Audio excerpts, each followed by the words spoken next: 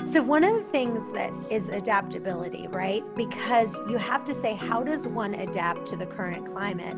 And what is the best way for us to lead in this time of crisis? And it first starts with what's fake news and what's real, right? Like attempting to discern the noise and having, okay, this is a bunch of noise and this is the news. And then what is actually what's real that is going on? And I do think there's a lot of stuff that's real, but I do think the media has really hyped things up to make things worse than it really is in some cases.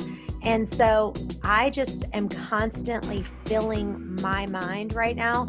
I am closer to God right now than I have been in a while. And I was already very close to him. And right now, I've had more joy in the last 2 weeks than I've had before.